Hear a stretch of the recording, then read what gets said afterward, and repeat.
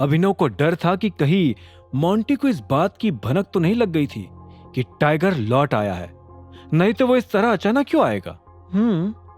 मुझे तो ये समझ नहीं आ रहा है कि मोंटी एकदम से कैसे वापस आ रहा है। अलाइना ने अपना सिर हिलाकर सोचते हुए कहा, इसमें समझने जैसा क्या है? तुम भी जानती हो वो कितना मूडी इंसान है, जब चाहे जहां चाहे चल पड़ता है।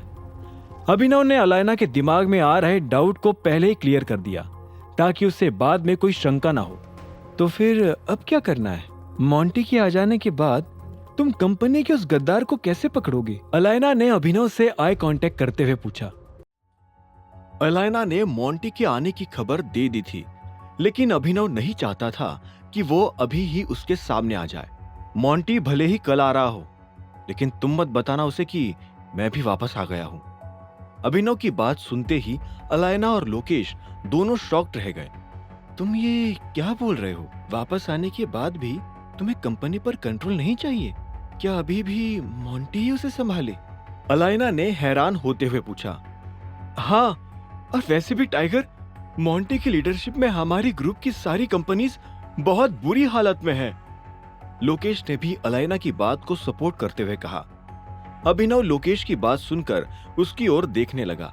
वो कुछ बोल नहीं रहा था, लेकिन ये बात जरूर समझ गया था कि मोंटी को बिजनेस चलाना नहीं आता था। उसकी नई कंपनी इमेजिंग सिक्योरिटीज की डगमगाती हालत भी इस बात का सबूत थी। अभिनव, कुछ तो बोलो। अभिनव को शांत खड़ा देख अलाइना बेचैन हुए जा रही थी। इधर अभिनव अपनी कही बात पर फिर से विचार करने लगा था। एक तरफ उसे अंडरकवर रहकर अपने दुश्मनों से भी निपटना था, तो दूसरी तरफ उसे अपने ग्रुप की सारी कंपनीज के लॉस को भी रोकना था। उसके लिए डिसाइड कर पाना अब काफी मुश्किल हो गया था। लेकिन इसी बीच अभिनव को यह भी महसूस हुआ कि फिलहाल उसे अपने दिमाग को शांत करने की जरूरत थी।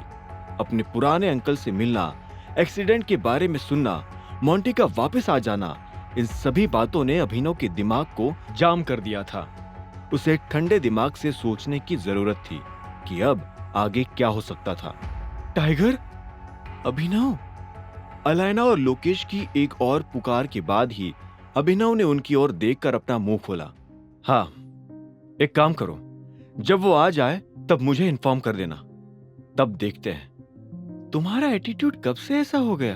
तुम तो एक एक कदम की प्लानिंग करते हुए ही चलते थे ना? अलाइना ने पूछा। अभिनव ने गहरी सांस ली और धीरे से कहा, listen Alaina, I need to rest and think about it. Alaina फिर से कुछ कहना चाहती थी, लेकिन अब उसे समझ आ गया था कि अभिनव को एक ब्रेक की जरूरत थी।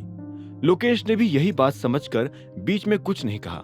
वो तीनों अब एक साथ बिना कुछ कहे नजरें नीचे करके खड़े थे। कुछ सेकंड्स बाद ही अभिनव ने उस चुप्पी को तोड़ा। मैं अब निकलता हूं, बाद में मिलते हैं, बाय। लोकेश और अलाइना ने धीरे से सिर हिलाकर हामी भरी और फिर अभिनव उस मूवी थिएटर से बाहर निकल आया। उसका दिल भी अभी भारी था और दिमाग पर भी प्रेशर था। ऐसी हालत में वो वापस घर जाकर अनन्या के परिवार की गालियां सुनने की मूड में नहीं था, इसलिए गाड़ी उठाकर अब वो गुड़गांव की सड़कें नापने लगा था। शाम से रात हो आई थी और रात भी अब जल्द ही आधी रात में बदलने वाली थी। गाड़ी में बैठा अभिनव यही सोच रहा था कि वो मोंटी से कैसे निपटे और उसकी सेक्रेटरी रानी को कैसे पकड़े। फिर अचानक सड़क पर चलते हुए उसे एक छोटे से बस स्टॉप के पास दो लोग आपस में झगड़ा करते हुए दिखाई दिए। अभिनव थोड़ा आगे गया तो उसने देखा कि उनमें से एक लड़का था और एक लड़की। बहुत होशियार बनती है तू, हाँ? ये जितना भी एटीट्यूड है ना तेरा, सब झाड़ के रख दूंगा यहीं पर।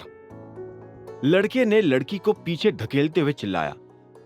श्याम, अपनी हद में रह और मुझसे तमीज से बात कर, और अगर तुझे नहीं पता कि लड़कियों से कैसे बात की जाती है तो जा और अपनी माँ को बोल कि वो तुझे बात करने की तमीज सिखाए।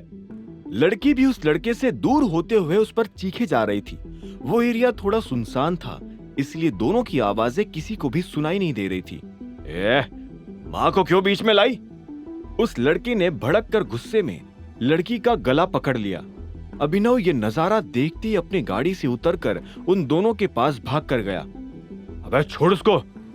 लड़के ने जब पलट कर देखा तो वो अभिनव को देखकर हैरान हो गया। उस लड़की की भी जब सांस में सांस आई तो वो अभिनव को देखकर हैरान हो गई। अभिनव, तुम? उस लड़की ने पूछा। चाहत, ये सब क्या हो रहा है? अभिनव ने उसकी तरफ घूरते हुए कहा। फिर उसने उस लड़के को भी देखा। आगे की कहानी जानने के लिए देखें अगला एपिसोड सिर्फ पॉकेट एफएम के यूट्यूब चैनल पर, और द रिटर्न ऑफ टाइगर के सारे एपिसोड्स को सुनने के लिए डिस्क्रिप्शन में दी लिंक से डाउनलोड करें पॉकेट एफएम ऐप।